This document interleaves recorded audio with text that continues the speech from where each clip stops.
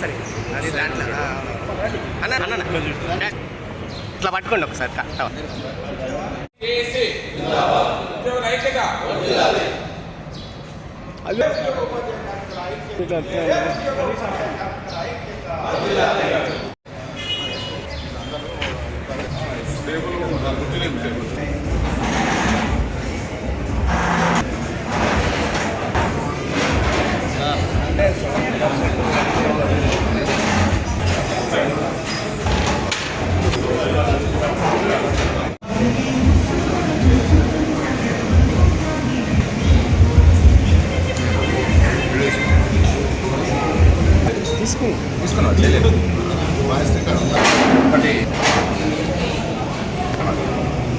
ఈరోజు సూర్యాపేట జిల్లా జేఏసీ సమావేశం ఏర్పాటు చేసుకోవడం జరిగింది.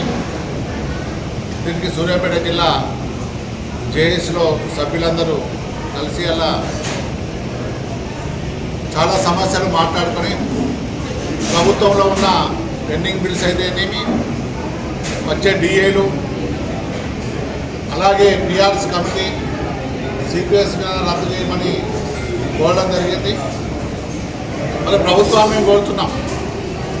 గతంలో గౌరవనీయులైన రేవంత్ రెడ్డి గారు ప్రతిపక్షంలో ఉన్నప్పుడు అలా మేనిఫెస్టో పెట్టి ఇలా ప్రభుత్వం రావడం జరిగింది. మన 3 నెలలనే అన్ని పెండింగ్ బిల్స్ ఇస్తామని చెప్పి, అలాగే డిఏలు కూడా విడుదల చేస్తామని చెప్పిన సందర్భాన్ని ఇలా గుర్తు చేస్తున్నాం. మన ముఖ్యమంత్రి గారిని మేము అడుగుతున్నాం, గత ప్రభుత్వంలో అప్పుడే పెండింగ్ ఉండే మా బిల్స్ చాలా అప్పులతో కూడుకొని మాకు ఇచ్చారని చెప్పారు. 3.5 లక్షల కోట్లు అని చెప్తే ఇలా 7.5 లక్షల కోట్లు అప్పుగా ఉన్నదని చెప్పినందుకు సందర్భంలో 15 నెలలు వేచి చూసాం. 15 నెలల తర్వాత ఇప్పుడు మాట్లాడుతున్నాం. ఎందుకంటే ఉద్యోగులలో చాలా అసహనం చూస్తున్నాం. మరి ఇప్పుడు 8,000 కోట్లు అప్పు పెండింగ్ పిలుస్తున్నాయని చెప్తున్నారు. మా సిపిఎస్ ఉద్యోగుల 10% ప్రభుత్వం వచ్చి 10% కలుపుకొని ఒక 1000 కోట్లు ఉంటాయి. నెల మళ్ళీ 500 కోట్లు ఇలా పోతూ ఉంటే ఓ టైంలో ఈ ప్రభుత్వం కూడా చెల్లించలేని పరిస్థితికి తీసుకొచ్చే పరిస్థితి ఉంది. ఈ ప్రభుత్వాన్ని కోరుతున్నాం, మీరు ఉచితాలు ఇవ్వండి, మాకు సంబంధం లేదు, కానీ మా న్యాయమైన మా బిల్స్ను ఇలా పిఆర్సీని ఇచ్చిన తర్వాత ఇవ్వాల్సిన బాధ్యత ప్రభుత్వానికి ఉన్నది. ఎందుకంటే మా డిమాండ్స్, ఎందుకంటే మాకు వచ్చే ప్రభుత్వం ఇచ్చే ఏ ప్రభుత్వం అయినా ఆ బడ్జెట్లో ప్రభుత్వ ఉద్యోగులకు సంబంధించిన బడ్జెట్ పెట్టిన తర్వాతనే మిగతా వెల్ఫేర్కైనా దేనికైనా పెడతారు.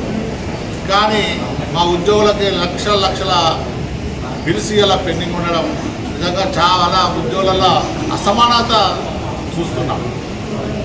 మరి సిపిఎస్ విధానాన్ని మేము వచ్చిన తర్వాత రద్దు చేస్తామని చెప్పారు. మరి కొన్ని రాష్ట్రాల్లో రద్దు చేసిన సందర్భాన్ని గుర్తు చేస్తున్నాం. దాన్ని కూడా వెంటనే రద్దు చేసి పాత పెన్షన్ విధానాన్ని కొనసాగిస్తూ చేయవలసిన బాధ్యత గౌరవనీయ ముఖ్యమంత్రి గారు రేవంత్ రెడ్డి గారు, అలాగే ఆర్థిక శాఖ మంత్రి గారు మండు భట్టి విక్రమార్క గారు కూడా కోరింది.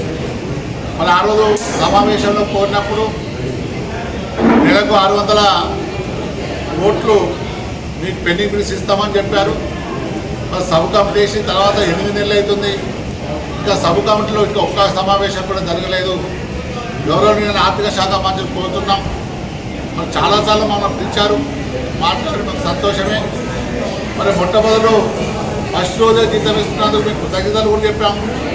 మరి మా బిల్స్ను కూడా వెంటనే 2-3 నెలల్లో పెండింగ్ బిల్స్ను క్లియర్ చేసేసి మాకు డిఏలు ఇచ్చి పిఆర్సీని ఇంప్లిమెంట్ బాధ్యత తీసుకోవాల్సిందిగా ప్రభుత్వానికి వచ్చింది.